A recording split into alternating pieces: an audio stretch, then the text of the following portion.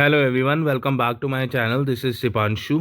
इस वीडियो में हम जो डिस्कस करने जा रहे हैं वो डिस्कस करने जा रहे हैं answer communication limited IPO company के बारे में, जो कि 15 मार्च 2024 को ओपन होने जा रहा है। तो इस वीडियो में बेसिकली हम समझेंगे ये जो एंसर कम्युनिकेशन लिमिटेड आईपीओ है, इस कंपनी का बिजनेस मॉडल क्या है और इसका आज की डेट में ग्रे मार्केट प्रीमियम क्या चल रहा है। क्योंकि जैसे जैसे इस कंपनी का ग्रे मार्केट प्रीमियम बढ़ता है या कम होता है, उसका सीधा सीधा उसका इम्पैक्ट उसके लिस्टिंग गेन पे पड़ता है। तो आपको इसमें लिस्टिंग गेन के लिए जाना चाहिए, नहीं जाना चाहिए, और साथ ही साथ इसके फाइनेंशियल कैसे हैं। क्योंकि आजकल की अगर आप 2-3 दिन में देखोगे ना, तो निफ्टी बहुत ज़्यादा गिर रहा है। तो निफ्टी जैसे गिर रहा है तो उसका सीधा सीधा इम्पैक्ट इसके लिस्टिंग गेन पे भी आ सकता है। तो इस वीडियो में हम पूरा एनालिसिस करने जा रहे हैं, तो मेक श्योर इस वीडियो के एंड तक बने रहिएगा। अगर मैं बात करूं इस आईपीओ की, तो ये 16 करोड़ 17 लाख का आईपीओ है, जो कि एंटायरली फ्रेश इशू है, जिसमें 23.1 लाख कंपनी डाइल्यूट करने जा रही है। अगर मैं इसके आईपीओ की बात करूं, ये जो ओपन होगा ये 15 मार्च 2024 को होगा और इसकी जो क्लोजिंग डेट है वो है 19 मार्च 2024। और इसकी जो अलॉटमेंट डेट जो फाइनलाइज हो जाएगी वो 20 मार्च 2024 को इसकी अलॉटमेंट डेट भी फाइनलाइज हो जाएगी। और अगर आपको इसमें अलॉटमेंट मिल जाती है तो इट्स अ गुड साइन, और आपका ये 22 मार्च को ये लिस्ट भी हो जाएगा। और अगर आपको अलॉटमेंट नहीं मिलती है तो on the very next day, I mean 21 मार्च को आपको आपका पैसा भी रिफंड हो जाएगा। अगर मैं इसके प्राइस बैंड की बात करूं, तो जो प्राइस बैंड रखा गया है वो 70 पर शेयर का रखा गया है। और अगर आप एक रिटेल कैटेगरी में हो तो आप मिनिमम 2000 शेयर के लिए जा सकते हो, जो कि आपका 1 लॉट का होता है, जिसमें आपको 1,40,000 के कैपिटल की रिक्वायरमेंट रहेगी। और अगर आप HNI कैटेगरी में हो तो आप 2 लॉट के लिए भी जा सकते हो, जिसमें आपको 4000 शेयर्स मिलते हैं और जिसके लिए आपको 2,80,000 के कैपिटल की रिक्वायरमेंट रहेगी। अगर मैं इसके बिजनेस के प्रमोटर्स की बात करूं कि इसके कंपनी के प्रमोटर्स क्या हैं, तो ये एक बेसिकली फैमिली बिजनेस है, जिसमें जो इसके प्रमोटर हैं mister Harihara Subramaniam Iyer, mister Rajneesh Om Prakash Sarna, Mrs Gayatri Rajneesh Sarna, Mrs Sindhu Sasidharan Nair आदि प्रमोटर ऑफ द कंपनी, जो कि ये अभी की डेट में जो इक्विटी होल्ड करते हैं वो 90.13% की इक्विटी होल्ड करते हैं। और पोस्ट आईपीओ इनकी जो होल्डिंग रह जाएगी वो 66.25% की। अब सबसे पहले हम कंपनी के बिजनेस मॉडल को समझते हैं कि कंपनी का बिजनेस मॉडल कैसा है। बट मेक श्योर अगर आप इस चैनल में फर्स्ट टाइम हो और अभी तक अगर आपने इस चैनल को सब्सक्राइब नहीं करा, तो सबसे पहले इस चैनल को सब्सक्राइब जरूर कर देना, क्योंकि आपको सबसे पहले कोई भी आईपीओ या शेयर मार्केट से रिलेटेड न्यूज़ आती है तो सबसे पहले आपको उसका नोटिफिकेशन आ जाएगा। और मेक श्योर आप इस वीडियो को लाइक भी जरूर कर देना। अब हम सबसे पहले कंपनी के बिजनेस मॉडल की बात करते हैं। कंपनी के बिजनेस मॉडल की बात करूँ तो ये जो कंपनी है ये 2008 में इनकॉर्पोरेट हुई थी।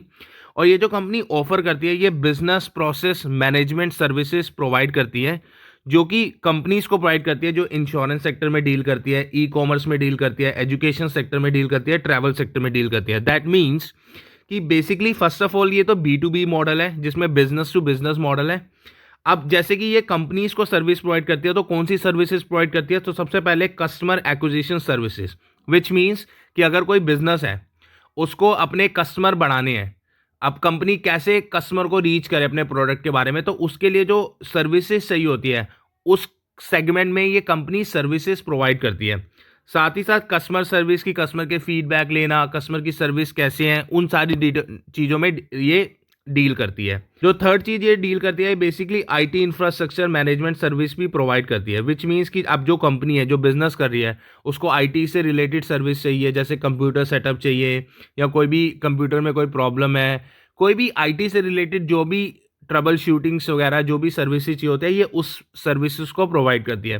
साथ ही साथ data management services, data management service, अब जो भी कंपनी जो बिजनेस कर रही है उसका डेटा इकट्ठा होता है, तो उसको डेटा को कैसे मैनेज करना, कैसे प्रोसेस करना, तो इन सारे सेक्टरों में ये सर्विसेज प्रोवाइड करती है। साथ ही साथ अगर मैं बात करूं, अब ये जो कंपनी के फाइनेंशियल है कि कंपनी के फाइनेंशियल कैसे हैं वो समझना बहुत जरूरी है। देखो, अगर सबसे पहले ये जो मैं फिगर्स आपके साथ बात कर रहा हूँ ये लैक्स में बात कर रहा हूँ, और साथ ही साथ अब मैं अगर कंपनी के एसेट्स की बात करूं, जो कंपनी के एसेट्स हैं वो 31 मार्च 2021 में जो इन्होंने रिपोर्ट करे थे वो करे थे 662 लाख के इन्होंने एसेट रिपोर्ट करे। और अगर आप देखोगे तो ईयर ऑन ईयर इसके एसेट बढ़े हैं, जो कि 30 सितंबर 2023 में जो इन्होंने एसेट्स रिपोर्ट करे हैं वो है 1799, which is something is a positive sign. साथ ही साथ अगर मैं रेवेन्यू की बात करूं तो रेवेन्यू 31 मार्च 2021 में इन्होंने 961 लाख के इन्होंने रेवेन्यू रिपोर्ट करे, फिर इन्होंने 16,686 के रेवेन्यू रिपोर्ट करे नेक्स्ट ईयर। उसके बाद इन्होंने 2,590 लाख के रेवेन्यू रिपोर्ट करे। अभी तक ये जो डेटा है ये 6 मंथ का डेटा है फ्रॉम 31 मार्च 2023 से 30 सितंबर, जिसमें इन्होंने 1,815 के रेवेन्यू ऑलरेडी रिपोर्ट कर चुकी है। तो एज पर दी कंपनी के रेवेन्यू भी ईयर ऑन ईयर अच्छे तरीके से बढ़ रहे हैं। अगर मैं प्रॉफिट आफ्टर टैक्स की बात करूं तो 31 मार्च 2021 में इन्होंने 11.74 लाख का लॉस रिपोर्ट किया था। फिर 31 मार्च 2022 में इन्होंने 77 लाख का रिपोर्ट किया प्रॉफिट, 31 मार्च को 160 लाख का, एंड 6 मंथ में ये 213 लाख का ऑलरेडी प्रॉफिट कर रहे हैं। तो which is a very positive sign कि कंपनी के खाली रेवेन्यू नहीं बढ़ रहे, साथ ही साथ कंपनी का प्रॉफिट आफ्टर टैक्स भी बढ़ रहा है, which is a positive sign. Net worth भी देखोगे तो ईयर ऑन ईयर नेटवर्थ भी कंपनी की बढ़ी हुई है। द मोस्ट इंपॉर्टेंट थिंग कि कंपनी के जो बोरिंग्स है, जैसे कि अगर आप देखोगे रिजर्व एंड सरप्लस भी देखो 155 लाख से इनका 652 लाख का इनका रिजर्व एंड सरप्लस हुआ है।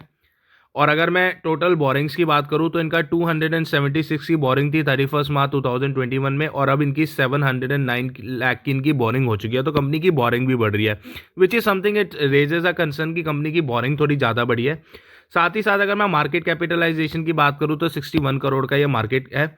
और अगर मैं इनके की परफॉर्मेंस इंडिकेटर की बात करूं तो रिटर्न ऑन इक्विटी 32.76% है, रिटर्न ऑन कैपिटल एम्प्लॉयड 34.61% है, रिटर्न ऑन नेटवर्थ 32.76% है, प्राइस टू बुक वैल्यू 6.46% है, पैट मार्जिन 213% है। अगेन फैबुलस परफॉर्मेंस, कंपनी बहुत अच्छे तरीके से परफॉर्म कर रही है, no doubt company consistently grow कर रही है।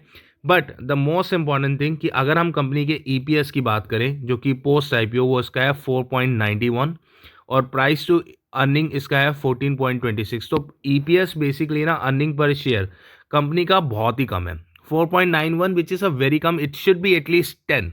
अब सबसे पहले एक बार हम कंपनी का ग्रे मार्केट प्रीमियम देख लेते हैं। अगर मैं ग्रे मार्केट प्रीमियम की बात करूं, क्योंकि क्या होता है ग्रे मार्केट प्रीमियम से ही पता चलता है कि आपको इसमें लिस्टिंग गेन हो सकता है या नहीं हो सकता, विच is something is a very important thing. देखो आज की डेट में अगर मैं ग्रे मार्केट प्रीमियम की बात करूं तो कंपनी ने अभी कोई ग्रे मार्केट प्रीमियम आया नहीं है, नेगेटिव ही शो कर रहा है। क्योंकि देखो अगर मैं ये बात करूं जो 13 मार्च को भी इसका नेगेटिव दिखा रहा था, आज की डेट में जो कि मैं वीडियो बना रहा हूं जैसे 14 मार्च को, तो वो भी नेगेटिव दिखा रहा है। तो एज पर दी ग्रे मार्केट प्रीमियम अभी इसमें कुछ उछाल नहीं आया, क्योंकि क्या हो रहा है ना, जैसे कि आपको पता है निफ्टी गिर रहा है, अभी ना फियर है, तो मार्केट में जैसे फियर है तो इसलिए डिमांड बहुत कम है। डिमांड अगर बहुत कम है ना तो इस कारण कंपनी के ग्रे मार्केट प्रीमियम पे इसका सीधा सीधा इंपैक्ट है। तो अगर मैं बात करूं कि आपको इसमें लिस्टिंग गेन के लिए जाना चाहिए नहीं जाना चाहिए, तो मैं आपको बताता हूं कि इसमें लिस्टिंग गेन के लिए एज पर माय रिकमेंडेशन आपको नहीं जाना चाहिए। उसके रीजन क्या है? पहला रीजन ये है कि इसका ग्रे मार्केट प्रीमियम नेगेटिव है। सेकेंड रीजन क्या है कि अभी कंपनी की डिमांड नहीं है। डिमांड क्यों नहीं है? क्योंकि निफ्टी बहुत ज्यादा डाउन हो रखा है। और थर्ड रीजन इसका ये है कि जो इसका कंपनी का ईपीएस है, जो अर्निंग पर शेयर है, वो बहुत ही ज्यादा कम है। तो ये जो तीन फैक्टर है ना, जिसके कारण मुझे लिस्टिंग गेन पे डाउट होता है कि आपको लिस्टिंग गेन होगा या नहीं होगा, तो as per my recommendation I would say कि आपको नहीं जाना चाहिए। बट अगर आप मिड टर्म या लॉन्ग टर्म के लिए जाना चाहते हो तो मेरी साइड से थम्स अप है, क्योंकि कंपनी के फाइनेंशियल बहुत अच्छे हैं, बिजनेस मॉडल बहुत अच्छा है। क्योंकि ऑल्दो ये कंपेटिटिव इंडस्ट्री में काम कर रही है, बट कंपनी के फाइनेंशियल प्रॉमिसिंग है, which is a positive sign. So that's all for my side. So अगर आपको इस वीडियो से कुछ वैल्यू मिली हो तो इस वीडियो को लाइक जरूर कर देना, और अगर आप इस चैनल में फर्स्ट टाइम हो तो सब्सक्राइब करना बिल्कुल मत भूलना, क्योंकि सबसे पहले आपको कोई भी वीडियो लॉन्च होगी तो आपको उसका नोटिफिकेशन आ जाएगा। सो that's all for my side and I will see you in the next upcoming video. Thank you.